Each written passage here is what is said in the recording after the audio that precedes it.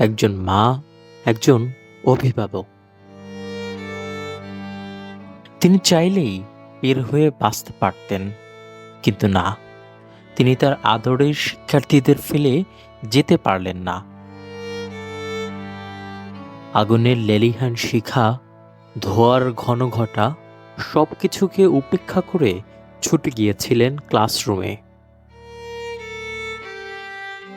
একজন একজন করে টেনে আনেন আগুনের মুখ থেকে, বাঁচিয়ে ফেলেন অন্তত ২০টি নিষ্পাপ শিশুর প্রাণ। আর ঠিক সেই লড়াইয়ে নিজের ৮০% দেহ পুড়িয়ে নিজেই চলে গেলেন না ফেরার দেশে।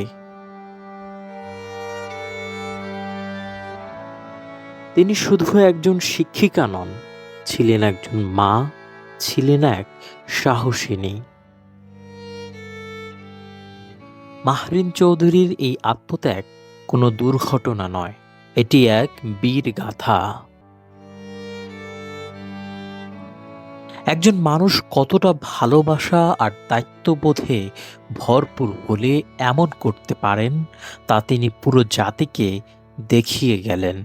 কিন্তু তার সাহসিকতার গল্প থাকবে প্রতিটি শিক্ষার্থীর হৃদয়ে।